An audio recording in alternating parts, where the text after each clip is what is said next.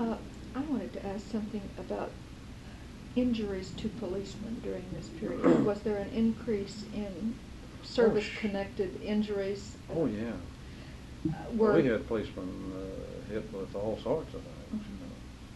Are there any figures available on that? There should be. Would the newspaper figures be accurate? No, I doubt it seriously. We had actually the injuries almost parallel one another, as I can remember. We had about as many citizens hurt as we had policemen. We had a great many policemen, not seriously hurt, but you know, lacerations. And wait, there's one picture that Motorola uses of the Memphis policeman. He's got one of their little radios, and this happened on Beale Street at the initial part. Somebody split his head open. And that was he's being led away. Yeah, he's being led away with blood streaming all down. That was March 28th. That was March 28th. That's right. Name is trying to think of his name. Now, are you saying the newspaper reports for that period, the 28th and the 29th? I just rechecked them. It was 4 policemen injured and 65 demonstrators injured. You're saying that? I don't think that's accurate. I don't think that's accurate. Those were people who went to the those were people who went to the hospital. Those were the hospital records retrieved. Probably, yeah. That's probably true. So you could assume there'd be a number of people all over that didn't. That's right. That's right. Exactly right. If it's scanned, you know, and stuff like that, unless it required suturing or something like this, they wouldn't have gone to the hospital. But policemen would go into Gaston if they were injured, wouldn't they? Oh, sure. Some of them did, yeah. Right. What was the most was his perhaps the most serious injury? I was trying to think if it was. He had some good lacerations, obviously, you could see. But, do you know how he got those? I mean, is there he a story? Was he hit with one of the sticks that was used? He was knocked through a window. Was he knocked through a window? I was trying to think how he did get that thing. I can't remember exactly how he got that injury. But a lot of them got injured. Some of them injured themselves, running and dodging and this sort of thing. And you got tear gassed. Yeah, I really got tear gassed. I got gassed right out of the street. Had you been gassed before? Well, I had been in contact with gas before, but I got a real good dose of it. Were you surprised? Did we? Oh, excuse me. Well, I was just going to say, we skip all over, but as long as it's there, we'll have it there. Did we ask you, had mace been used in the police department before that time? Had it been used before '68? Oh yeah, they bought mace probably in '66. I'm guessing.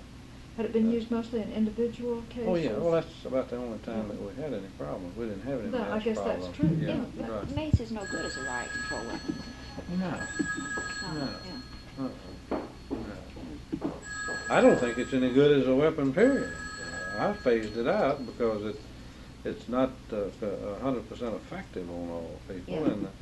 And the heck of it is, you know, if you got a controlled situation, you know, and the guy stands here and you mace him, that's fine, you know, you can control him.